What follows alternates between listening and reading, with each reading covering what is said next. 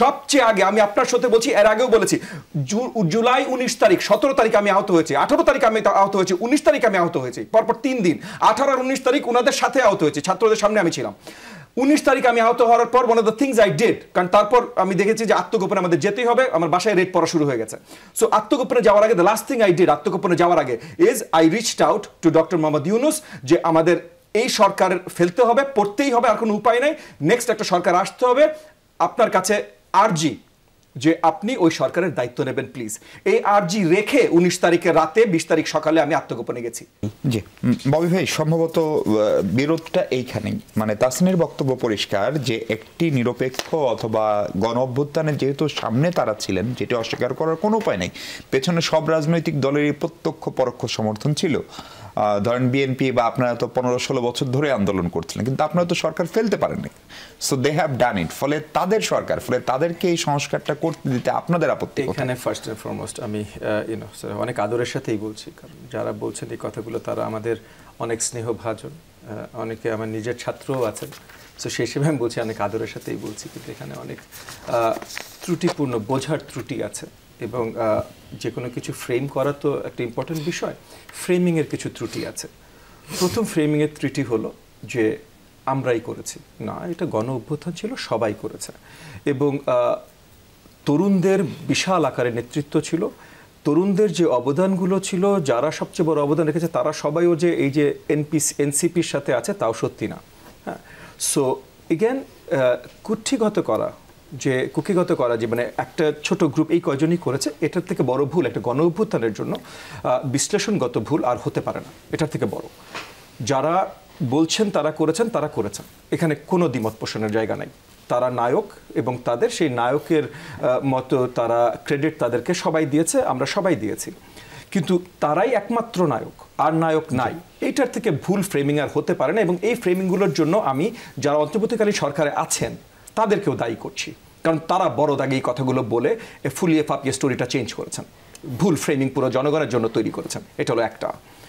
দ্বিতীয় হলো যে এই যে আলোচনাটা জিনিসটা আসে যে reform first or reform last, বা আমরা চাই, জনগণ কি চায় এটা জানবার জন্য জনগণের কাছে যেতে হবে। একটা ফ্রেমিং হয় কি যে ওখানকার যখন একজন তরুণ যখন আন্দোলনে গেছে, সে নির্বাচন চেয়ে আন্দোলনে যায়নি, আসলেই সে চায়নি। 18 কোটি বাংলাদেশি যখন আন্দোলনে গেছে, কে কি চেয়ে গেছে আমরা আসলে বলতে পারবো না, কেউ বলতে পারবে না। হয়তো কিছু আসলে নির্বাচনের মানে ভোট চেয়ে গেছে, কিছু হয়তো যে হাসিনাকে পছন্দ করে না বলে গেছে, কিছু তাদের ভাইয়ের লাশ দেখে গেছে, রক্ত দেখে গেছে, 16 বছরের অন্যায় দেখে গেছে।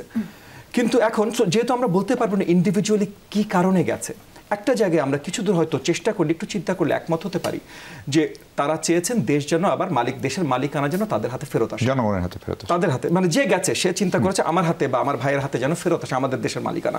এইটা হয়তো আমরা একটু চিন্তা করলে হয়তো একমতের জায়গায় যেতে পারি যে নিশ্চয়ই সবাই মোটামুটি এই দাগে চিন্তা করেছে। তাহলে আমার হাতে যদি দেশ আসতে হয়, তাহলে আমার হাতে আসার ক্ষমতা কি আছে? আপনি আলটিমেটলি যদি আপনি গণতন্ত্রে বিশ্বাস করেন, আপনি গণতন্ত্রে না বিশ্বাস করলে কোনো অসুবিধা নেই, তাহলে ভিন্ন, আপনি মার্কসিস্ট হতে পারেন, আপনি অন্য কোনো আইডিওলজিতে বিশ্বাসী হতে পারেন, কিন্তু যদি আপনি গণতন্ত্রে বিশ্বাস করেন, যেটা আমি করি, তাহলে আপনার হাতে ভোটের অধিকারটা ফেরত আসতে হবে। আপনি ভোটের জন্য করেন নাই, এটা আমি মানছি, তরুণরা যে কথাগুলো বলছেন এটা আমি মানছি, কিন্তু 18 কোটি কি কারণে করেছে এটার কেউ টানতে পারবে না। তাহলে একটা রিজনেবল আর্গুমেন্ট আমরা আসতে পারি যে হয়তো এই কারণে। সো এইখান থেকে যদি আমরা আসি, রিফর্মের পয়েন্টটা নেক্সট আসে, আরেকটা ফ্রেমিংয়ের ভুল, কেউ আজ পর্যন্ত রিফর্মে না করে নাই।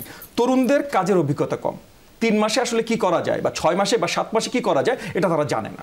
তারা যদি আজকে আমাকে এসে বলে যে না আপনি জানেন না, আমি নাই জানতে পারি, অনেক কিছু আমি না জানতে পারি, কিন্তু তার বয়সে তার অভিজ্ঞতা সে যে জানে না, এবং সে যদি জোর গলায় বলে সে জানে, এগেন সে যদি আমাকেও বলে আমি জানি আপনি জানেন না, আমি মানতে রাজি আছি, আমি কতখানি বা জীবন দেখেছি। কিন্তু তারা যদি বলে তারা জানে, তাহলে এটা হাস্যকর হয়ে যাবে, কারণ তারা কোনো মতে জানে না। আমি যেমন নাও জানতে পারি, তারাও কোনোভাবেই জানে না, তাদের ওই অভিজ্ঞতাটাই নাই। সো তারা যখন বলে যে 7 মাসে এইটা করা যেত না, বা এটা হতো, বা আরও করা, তাদেরকে আরও সময় দেন, না ভাই অনেক কিছু করা যেত, আমরা 30-40 বছর আমাদের কর্ম অভিজ্ঞতা আছে, অনেক কিছু করা যেত, সেটা ঠিকভাবে করা হয়নি। একই সাথে প্রথম দিন 8ই অগস্ট যখন তারা ওথ নেন, তারপর তাদের উপর একটা দায়িত্ব ছিল জানানো তারা কি করতে চান, রূপরেখা, হ্যাঁ, কবে করবেন, কি করবেন, এরা কি করতে চান, গোলটা কি?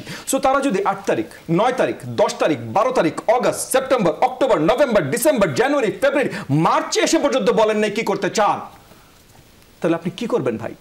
তখন অন্য কেউ যখন আর্গুমেন্ট দিবে, একটু শুনেন আমার কথা, অন্য কেউ যখন আর্গুমেন্ট দিবে যে না ওনাদেরকে আরো সময় দেন, এত লাফাচ্ছে না, ভাই কেউ লাফাচ্ছে না, আমরা পরিষ্কার জানতে চাই কি করতে চান।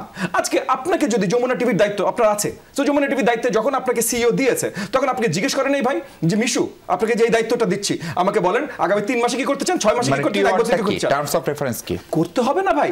আজ পর্যন্ত আমরা জানি না, আজ পর্যন্ত আমরা ভেগ আলোচনা শুনে যাচ্ছি।